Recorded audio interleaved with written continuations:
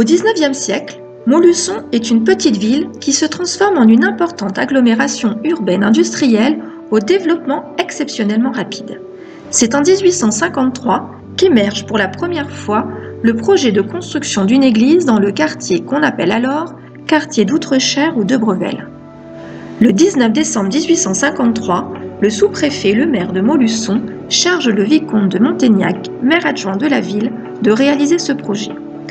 Apprenant qu'un vaste terrain est sur le point d'être vendu dans le quartier, il signe une promesse d'achat au nom de la ville qui sera approuvée par délibération en juin 1854. Les directeurs des usines de la glacerie Saint-Jacques et des Hauts-Fourneaux annoncent également qu'ils participeront à la dépense. Mais à cause de la modicité des ressources, on ne réalise d'abord qu'une église provisoire qui sera livrée en 1857. Rapidement, l'église apparaît trop petite. Au début de l'année 1862 est lancé le projet d'une grande église. On se tourne alors vers Louis-Auguste Boileau, inventeur d'un système de construction qui apparaît comme le plus économique et qui utilise des matériaux nouveaux, la fonte et le fer. Le 19 mai 1863, le conseil municipal présidé par Alexandre Duché, nouveau maire de Montluçon, adopte le projet, mais il sera décidé qu'une seule tranche soit réalisée. La première pierre sera posée le 10 avril 1864. Mais il sera décidé que cette première tranche de l'église sera encore trop petite pour accueillir la population montluçonnaise. On réclame donc que la seconde tranche soit réalisée immédiatement. Malheureusement, la municipalité ne peut pas faire face aux dépenses. Elle se tourne alors vers Napoléon III à l'occasion de sa venue à Montluçon le 7 août 1864. Le ministre des Cultes accordera alors en 1865 une somme de 60 000 francs. Commencée le 10 avril 1864 et inaugurée le 15 août 1866, l'église Saint-Paul ne fut réellement achevée qu'en 1867.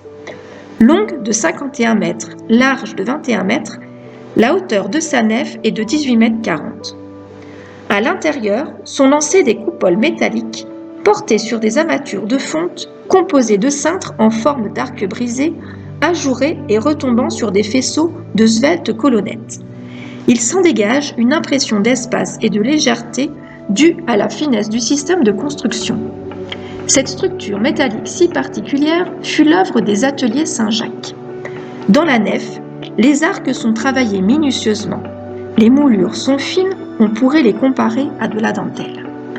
Les pierres, quant à elles, viennent de Loir-et-Cher, et pour l'ornementation du portail, on a eu recours à la pierre de Volvic. Les murs seront en maçonnerie légère. Mais très tôt, l'édifice commence à poser des problèmes. La balustrade qui couronne l'église sera détruite en 1893.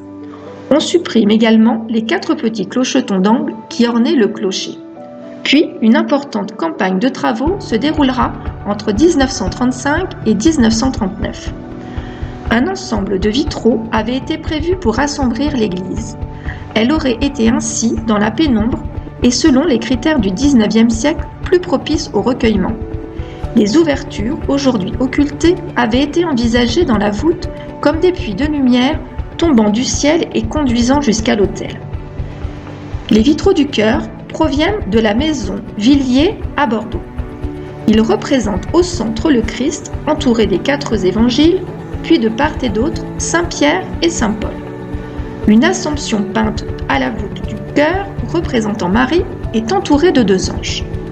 Le grand crucifix est la première statue en fonte offerte à la paroisse. Il fut réalisé par les ouvriers de l'usine du quai Forêt, les Hauts-Fourneaux. Il faut surtout admirer la prouesse technique de sa réalisation. Les maîtres fondeurs qui l'ont réalisé ont montré leur savoir-faire en recherchant les difficultés, notamment la légèreté du linge lui enserrant la taille, la corde en relief, le mouvement des cheveux et sa bouche ouverte. Il sera érigé et béni le 4 avril 1869.